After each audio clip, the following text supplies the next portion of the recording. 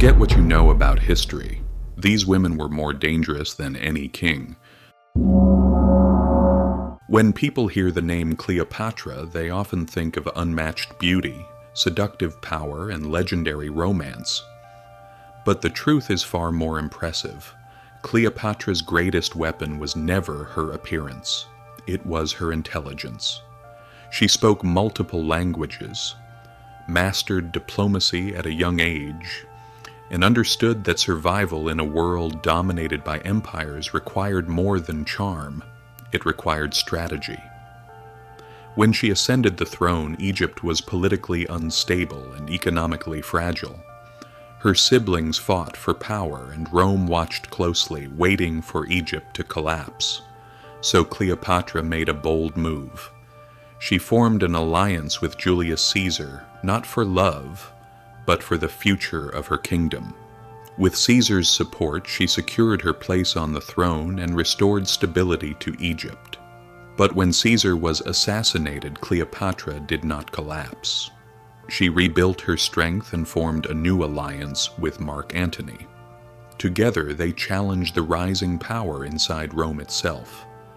Her life became a battle of politics, war, loyalty, and survival.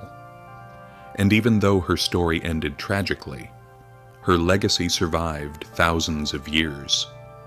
Cleopatra was not a woman carried by fate. She fought for her destiny every step of the way. In the vast history of China, filled with emperors and dynasties, only one woman ever ruled as the true emperor. Her name was Zetian. Born into a regular noble family, she entered the imperial palace at a young age. Most women would have remained in the shadows, but not Zetian. She learned how the court worked, observed every alliance, every rivalry, and every weakness. She understood something choke basic but incredibly powerful. Knowledge is power. Step by step she rose through the palace ranks, not by luck, but by carefully calculated moves. When she finally took control of the empire, the entire world was shocked.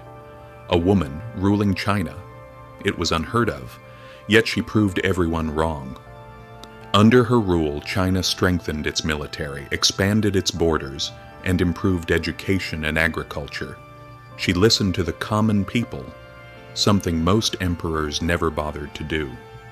Zetian ruled with intelligence, determination, and sometimes ruthless precision. But she left behind a stronger empire than the one she took over. Her story reminds us that leadership is not defined by gender, but by strength, vision, and the courage to rule when the entire world stands against you. When Elizabeth I took the throne, England was on the edge of collapse. Religious conflict, political instability, and threats from powerful nations surrounded her. Many believed she wouldn't last a year on the throne, but Elizabeth surprised them all. She ruled with a calm mind and a sharp tongue. Her speeches could inspire armies, her diplomacy could balance nations, and her decisions shaped the future of an entire empire. Most famously, she faced the Spanish Armada, one of the most powerful fleets ever assembled. Against all odds, England won. Elizabeth's reign became known as the Golden Age, the age of Shakespeare, exploration, scientific growth, and cultural brilliance. She never married, not because she feared love, but because she understood that alliances through marriage could weaken her authority. "I am married to England," she once said, and she ruled like a queen who truly believed it. Hatshepsut lived in a time when women were not allowed to become pharaohs. So what did she do? She broke the rule. She wore men's royal clothing, placed the ceremonial beard on her chin, and declared herself Pharaoh of Egypt.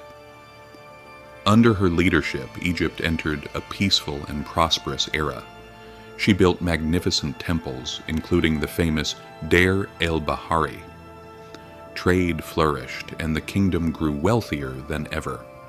Hatshepsut wasn't a warrior queen. She was a builder, a strategist, and a visionary ruler. She proved that strength does not always come from the sword. Sometimes it comes from wisdom. She entered the Ottoman palace as a captive, but she rose to become one of the most powerful women in the empire. Hürrem Sultan, also known as Roxelana, understood the palace better than anyone. She mastered diplomacy, alliances, and influence. She became the legal wife of Sultan Suleiman the Magnificent, something unprecedented in centuries. From that point on, she wasn't just a sultan's wife. She was a political force. Hürrem corresponded with foreign leaders, supported architectural projects, and influenced major state decisions. Her intelligence shaped the future of the Ottoman Empire more than most people realize. Tomyris was the queen of the Masajti, a nomadic warrior people living in Central Asia. But she wasn't just a ruler, she was a born fighter. When Cyrus the Great, one of history's most powerful conquerors, invaded her lands, he expected an easy victory. After all, who could stop the Persian Empire? Tomyris could. Cyrus tried to trick her with diplomacy, traps, and surprise attacks, but Tomyris saw through every plan. In the final battle, her army crushed the Persians. Cyrus the Great was killed. Legend says Tomyris ordered his head to be placed in a bowl of blood and said, "You are always thirsty for blood. Now drink your fill." Whether legend or truth, one Shea Keeson, Tomyris was one of the few leaders who ever defeated an unstoppable empire. Zenobia, the queen of Palmyra, was one of the few rulers who dared to stand against the Roman Empire and almost won. After her husband died, she inherited a fragile kingdom. Most rulers would have sought Roman protection. Zenobia chose the opposite. She expanded Palmyra's borders, conquered Egypt, and took control of key trade routes. Rome suddenly faced a new power rising in the east. Her brilliance wasn't just in conquest. She was educated, fluent in several languages, and supported arts and culture. But Rome couldn't tolerate another empire. Emperor Aurelian attacked. Despite being outnumbered, Zenobia fought fiercely until the very end. She nearly escaped to seek help from the Persians, but was captured at the riverbank. Even in defeat, her legend lived on, a queen who dared to challenge the greatest empire on earth. Boudica was not born into peace. She lived in Roman-occupied Britain, where her people suffered under heavy taxes, cruelty, and humiliation. But when the Romans mistreated her and her daughters, something inside her ignited. She united the Celtic tribes, a nearly impossible task, and led one of the largest rebellions in ancient history. Her warriors burned Roman cities, destroyed legions, and sent fear across the empire. For a moment, it looked like Rome might actually lose Britain. Although the rebellion was eventually crushed, Boudica's name became a symbol of resistance and courage. She remains a reminder that when injustice becomes unbearable, even an empire should fear the wrath of a mother. Catherine didn't start her life as a Russian. She was a German princess married into the Russian royal family at a young age.